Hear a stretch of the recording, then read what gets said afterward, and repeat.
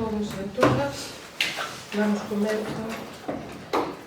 a sesión plenaria. O primeiro punto da orde do día é a aprobación se procede da política de seguridade do Concello de Lousame.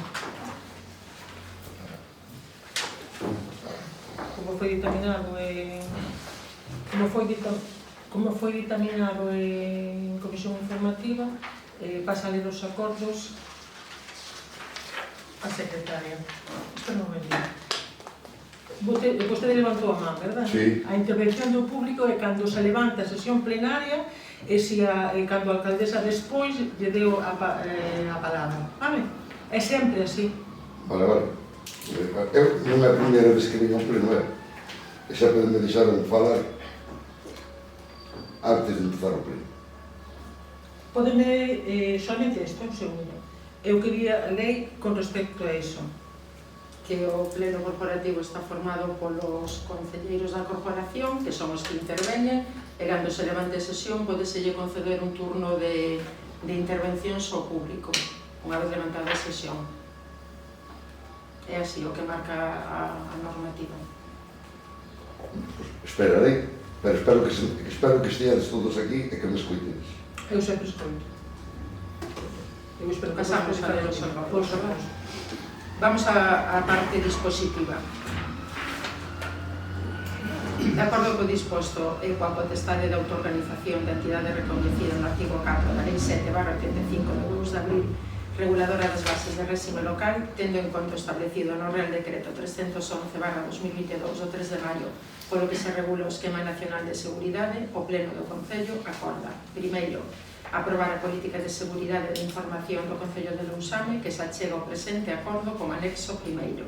Segundo, que esta política de seguridade de información do Concello sexa publicado no Boletín Oficial da Provincia, así como no tabuleiro de anuncios da sede electrónica municipal para ser al coñecemento de todo o persoal afectado, así como iniciar a tramitación dos procedementos necesarios que garantan a plena efectividade e aplicación da mesma.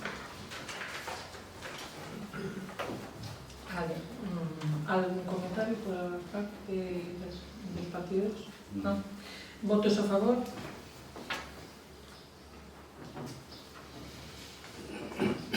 O segundo punto da orde do día.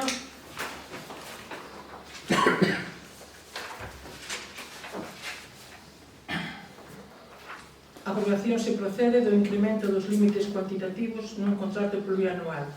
Neste caso é C24/2004. Tamén levaba a comisión informativa e supoño que ali xa aclararía por parte do persoal que ten o que o tiña que facer e agora pase a ler os acordos. A vista do anterior, o Pleno Corporativo acorda, primeiro, incrementar o límite cuantitativo no nivel de vinculación xurídica 2024-2-50-24-1 nos seguintes termos. No ano N+1, 2025, no nivel de vinculación xurídica, o límite de compromiso 70% do crédito correspondente ao ano no que a operación se comprometeu, 23.531,20, o importe do novo límite aprobado polo Pleno Corporativo, 38.634,09, anualidade 2025 de investimento, 38.634,09. Segundo, dar conta do presente acordo aos departamentos oportunos para a continuación do expediente de contratación 24/2024. Algún comentario? Eu entendo que xa o proxecto que hai de mellora do camiño de Vilacoa de Vilar. Non, son varias cousas. O que lle digo, nós otorgamos en principio unha cantidade a aportar e o ano seguinte ten que ser unha porcentaxe desa que se aportou o primeiro ano. Como se supera, a lei marca que se pode incrementar, é unha porcentaxe que maneira, creo que é un 70 e logo un 50, sí. Se supera iso, pois hai que fazer un incremento dese límite. Pero non é un límite financiero, ni un límite de outro tipo, é un límite cuantitativo. E un contrato é para os plurianuales, só, non para os que se cerran un ano. Entre esta obra que estou falando... A de Vilacova e Sende, o ten aí, sí. Non, de Vilacoa de Vilar. A Vilar de Reconco, sí. Eu quería saber cal é, porque hai dous camiños, hai dúas carreteras. Non, é unha sola. A que vai de Vilacova a Vilar é a carretera por a que se está facendo. Efectivamente. Vale. Entonces, quero entender que é de Vilar para arriba. De antes de Vilar, Sí. onde se acabou, que había que poñer unha tubería para eliminar as augas que non que se empozan ali, están seguindo causando desperfecto, e continuar o que nos dou a financiación que tiñamos. Vale. A de arriba non se lle vai fazer nada, a bella. Logo, vai haber xunta de portavoces, logo faremos a final da data, porque parece que non lle convén ao grupo mixto unha data, a ver se acordamos agora, e trataremos tamén, si quere, ese tema.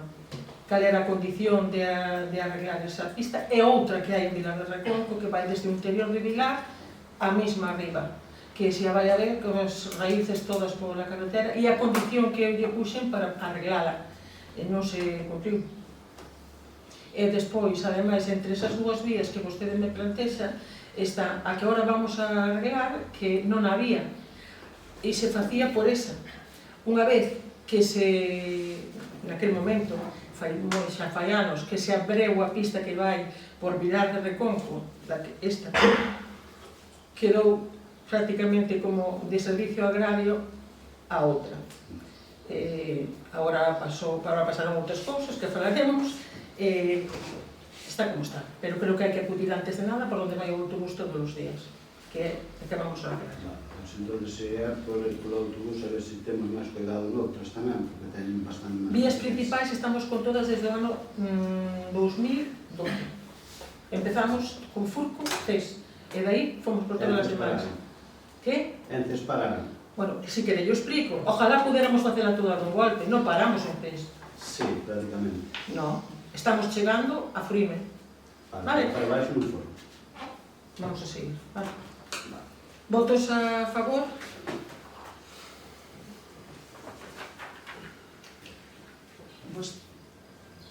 Non, votamos a favor. Votos en contra? Abstencións?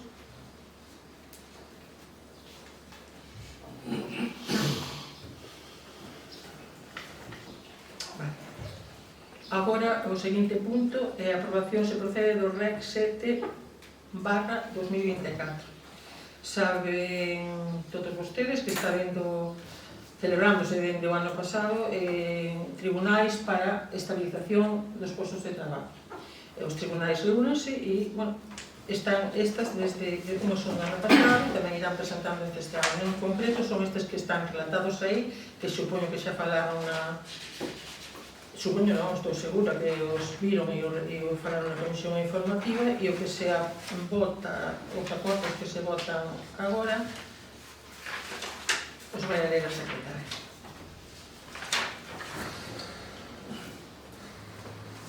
A vista do interior, pleno corporativo na aplicación do artigo 60.2 do Real Decreto 500/1990, polo que se aproba o regulamento orzamentario, acorda, primeiro, aprobar, dispor e recoñecer as obrigas por recoñecemento extrajudicial de créditos dos documentos justificativos de gasto antes indicados con cargo a aplicación orzamentaria 920-230-20. Segundo, ordear o pago dos justificantes de gasto relacionados segundo as disposicións da Tesourería. E terceiro, dar conta do presente acordo de intervención Tesourería e Departamento Contable para a súa tramitación e efectos oportunos.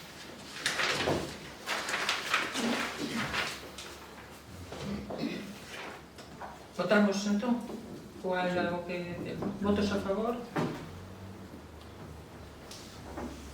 Así, o seguinte punto da orde do día é a aprobación se procede do REC 8/2024, é correspondente a dúas facturas presentadas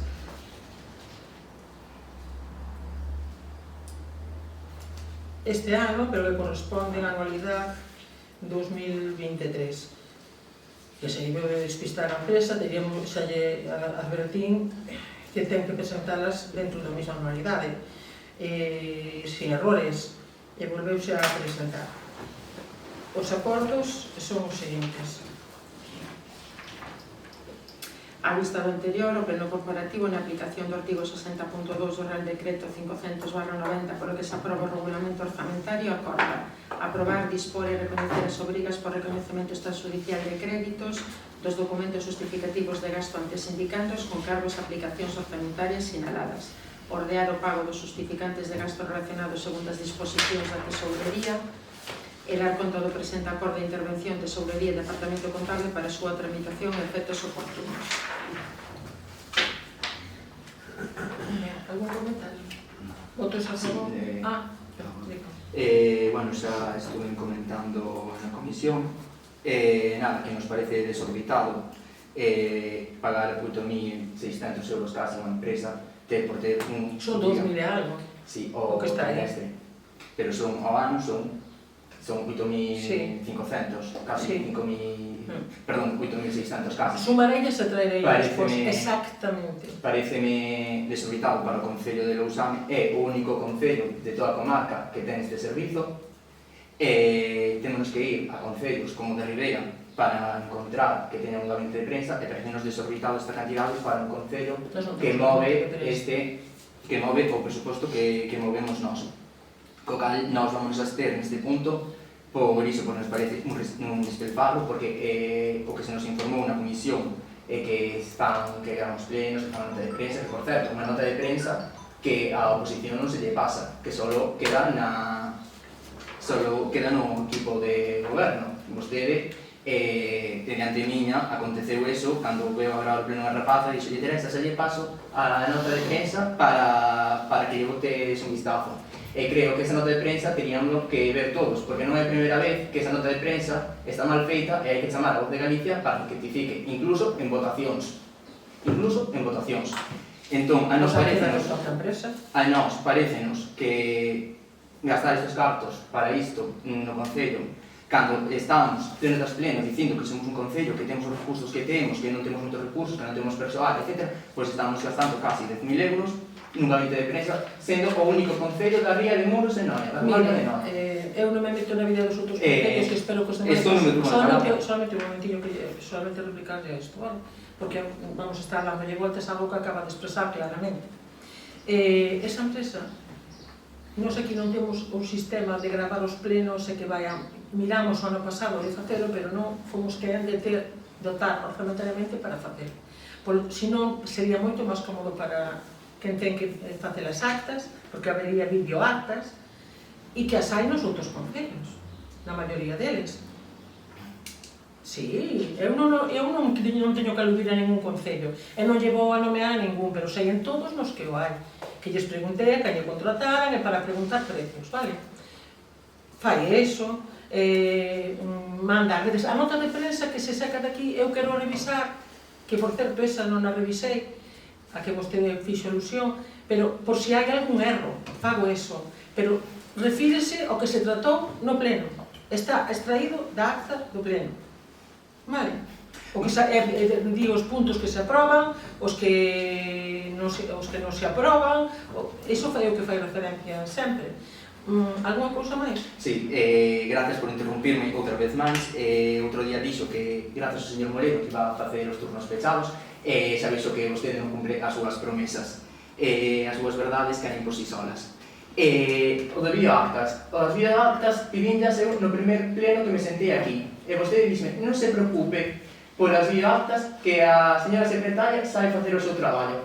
Foi o que me dixo vostede. Agora vostede dá unha información de que no mandato pasado que mirou iso. Vale, actas do pleno, como vai pasar de vostede a presa? Acta do pleno, se acta do pleno, redactase despois de que chegue a nota de prensa aos medios de comunicación. E que esa é outra mentira que vostede nos está dicindo aquí, outra falta de verdade. Non me estou referindo nada máis a unha nota de prensa, estou me referindo a varias notas de prensa. E aquí o que se nos dixo outro día foi que esta empresa dedícase a quitar fotos en eventos, etc, etc, etc. Como no século XXI que estamos, calquera concelleiro que vai a ese acto pode sacar unha foto para subir as redes sociais. E creo que calquera dos que están aquí sentados poden ser capacitados para levar as redes sociais do concello e para facer un cartel. Non pagar unha empresa cando vostede está queixándose pleno tras pleno que somos un concello que non ten recursos. Vostedes? Vale, votos a favor? Votos en contra? Abstencións? Vale.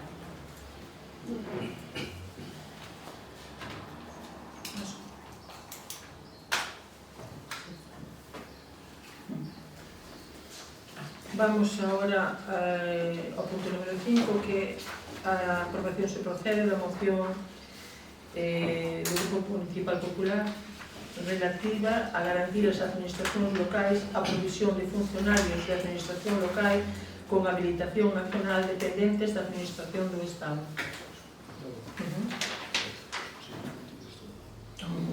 Non sei o que faces. Outra vez que os acordos vamos a querer ir atrás. Si, eu creo que tedes. O Grupo Municipal Popular no Concello de Lousame, de acordo co disposto no Regulamento de Organización, Funcionamento e Réxime Xurídico das Entidades Locais, desexa elevar ao Pleno a seguinte proposta de moción. A exposición de motivos. Os funcionarios da Administración Local de Habilitación Nacional son un corpo de profesionais que prestan un servizo fundamental, especialmente naqueles pequenos municipios de menos de 5.000 habitantes. A súa cualificación garante e permite a acción dos gobernos locais, ademais de facilitar o seu axuste á legalidade vixente. Por iso configúrase a súa figura como elemento imprescindible para o correcto funcionamento da Administración local. Con todo, compróbase que non se están cumprindo os obxectivos necesarios para, dunha parte, cubrir a alta demanda destes profesionais nas administracións locais e, doutra parte, reducir os altos niveis de interinidade que existen neste corpo de funcionarios. En maio de 2022, publicouse o Real Decreto 408/2022 que aprobaba a oferta de emprego público para a estabilización de emprego temporal na Administración Xeral do Estado. En estes momentos de bandito, os procesos de estabilización sofren un atraso notable, co que iso supón de afección a estes profesionais e ás entidades locais onde prestan os seus servizos. Así mesmo, en decembro de 2022, publicouse o Real Decreto Lei 20/2022 que, entre outras medidas, recolle unha oferta extraordinaria na escala de funcionarios da Administración local con habilitación de carácter nacional cun prazo de execución improrrogable dun ano. A iso engádese a publicación en xullo de 2023 a oferta de emprego público de 2023, que incluía no seu anexo cuarto a referente ás escalas de funcionarios da Administración local con habilitación de carácter nacional. A pesar diso, os procesos selectivos de ambas as ofertas de emprego adicional de 2022 e da oferta de emprego de 2023 sofren a esta data un considerable atraso non xustificado, cuestión que é especialmente preocupante nas subescalas de Secretaría e Intervención, que concentra o maior número de prazas ofertadas e vacantes reais. Prazas todas elas para municipios de menos de 5.000 habitantes, xerando un enorme e grave perxuicio ao traballo diario e á seguridade xurídica destes concellos. Na última convocatoria do concurso ordinario de 2023, na que se reflicte que o total de postos vacantes existentes é de 3.666, constátase que esta cifra supón máis do 47% dos recursos humanos que serían necesarios. Cabe apuntar a fixación do obxectivo de interinidade do 8% no componente 11 relativo á modernización das administracións públicas e que se contempla na reforma para a reducción da temporalidade no emprego público dentro do Plan de Recuperación, Transformación e Resiliencia para a xestión dos fondos Next Generation presentado polo Reino de España ante a Unión Europea. Doutra banda, a esta empobrecida situación súmase con enorme preocupación a presentación ás emendas de Junts per Catalunya e de Esquerra Republicana ao proxecto de lei pola que se aproban medidas urxentes para a execución do Plan de Recuperación, Transformación e Resiliencia en materia do Servizo Público de Xusticia, Función Pública e Réxime Local e Mecenario.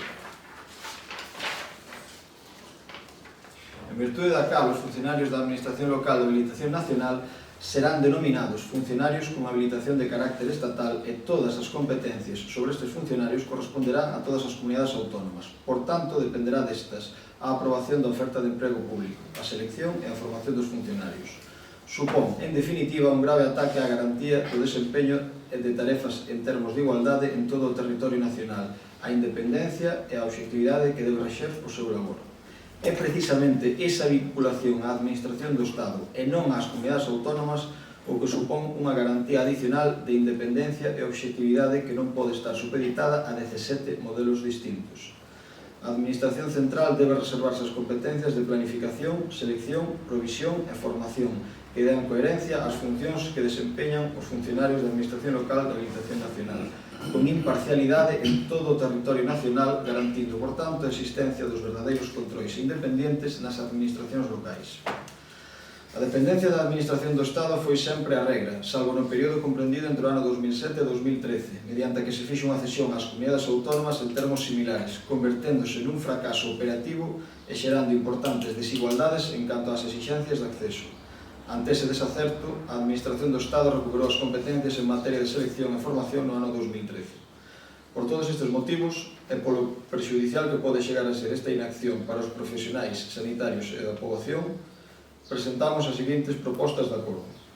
Instar ao Goberno de España a impulsar as medidas necesarias para acelerar os procesos selectivos de estabilización de funcionarios da Administración local de habilitación nacional nos seus diferentes subescalas que estén pendentes de resolución. Impulsar as medidas necesarias para acelerar os procesos selectivos das ofertas de emprego público, adicional de 2022 e ordinaria de 2023 de funcionarios da Administración local de habilitación nacional nos seus diferentes subescalas que estén pendentes de convocatoria. Ampliar o número de prazas en sucesivas convocatorias que permita cubrir o 100% das prazas vacantes do conxunto da Administración local española. Manter as competencias sobre o réxime xurídico dos funcionarios da Administración local de habilitación nacional correspondentes á Administración xeral do Estado e garantir que non se ceda competencia alguna ás comunidades autónomas. Dar traslado destes á Federación Española de Municipios e Provincias, dar traslado destes acordos á Presidencia do Goberno, o Ministerio para a Transformación Digital e da Función Pública e, a súa vez, á súa Secretaría de Estado da Función Pública. Nós temos unha emenda a moción no punto 4 de eliminación. Non vamos a... de eliminación de todo o punto 4? Sí. Non, nós non vamos a aceptar esa eliminación porque creemos que iso é operativo e iso funcionaba. Non vamos a estropearlo unha vez máis e logo ter que reasumir competencias e, mentras tanto, a mancomunidade sin secretario, digo por o noso ámbito, con temas gravísimos por resolver, e concellos como pasou no de Muros, por exemplo, que sin secretario fai un montón de tempo, logo tuvo unha de baixa, unha provisional. É dicir, e non, digo, iso é por proximidade, pero hai moitísimos concellos nesa situación, e xente que ten que estar acumulada porque tampouco se cubren outras plazas que son de habilitado. Creo que é algo importantísimo, os concellos non podemos funcionar sin esa figura. Todos os expedientes pasan por un secretario interventor, sin un secretario interventor, digo, nos pequenos concellos, e nos maiores, pois, secretario, interventor por outro lado, son o secretario habilitado nacional, e debe seguir sendo para ter igualdade entre todas as comunidades. Eu creo na igualdade, pero non está de moda. Vale, entón non se aceptan. Non aceptan a emenda. Estou justificando porque non. Non?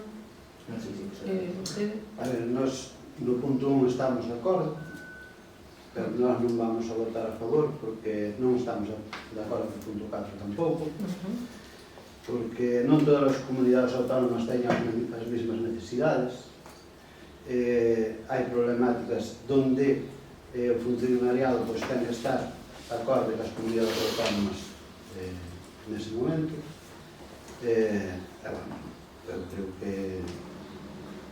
Eu creo que as comunidades autónomas sí que teñen que ter algo para... Este é un problema de fondo de hai tempo xa, non é de agora. Eu penso que o funcionariado sí que ten que estar vinculado ás comunidades autónomas. Solamente responder que non se refire ao funcionariado que xa o está, refírese aos habilitados nacionais.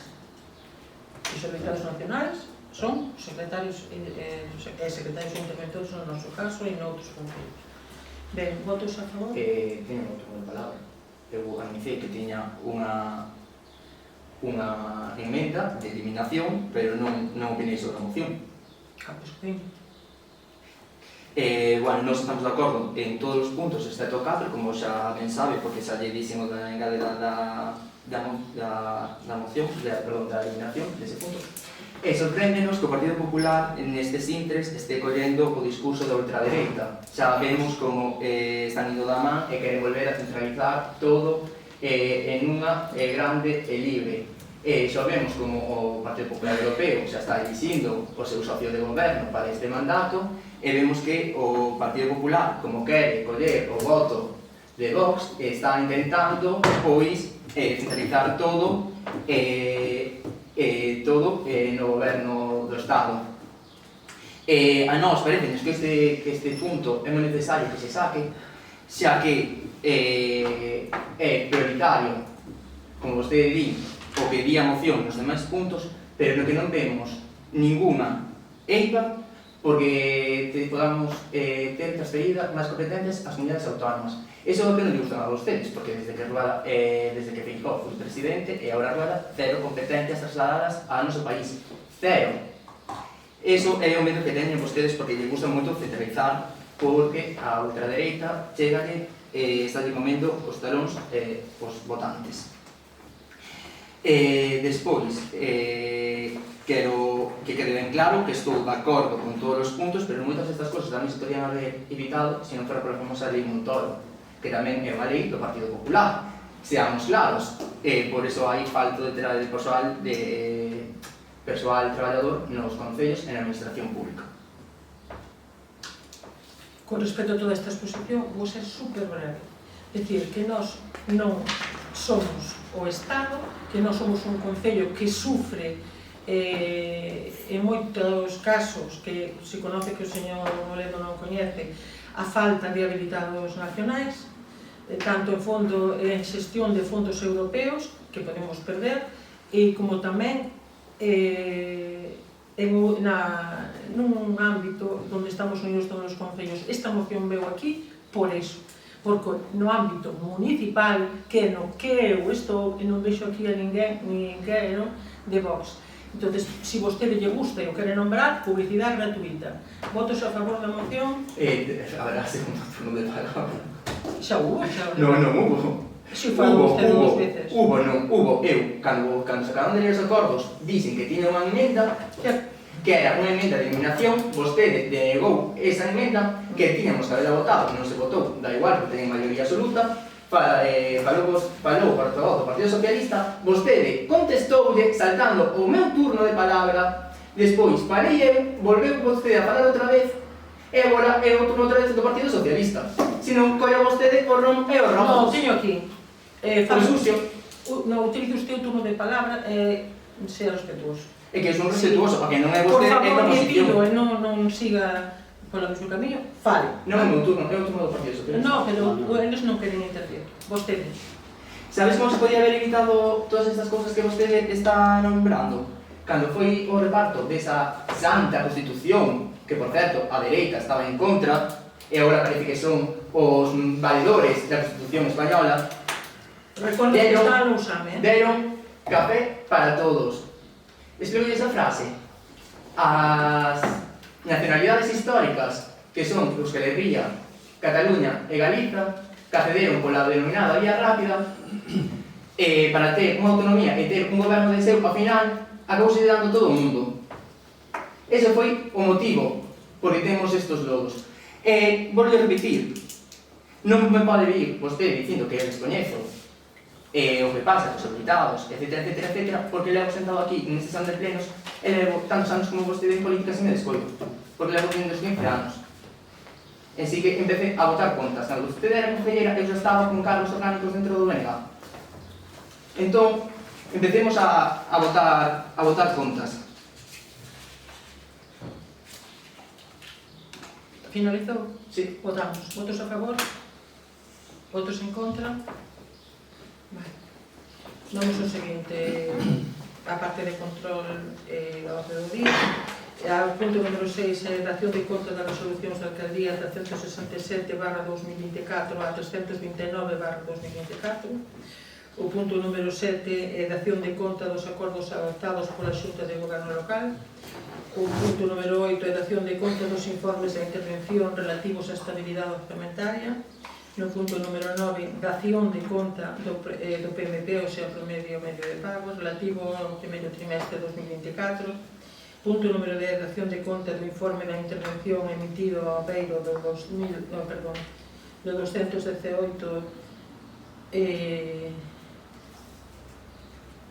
da lei, e o número 11, dación de conta dos informes da intervención relativos ao control interno do exercicio 2023. O punto número 12, inclusións de mocións por razón de urxencia, que é unha modificación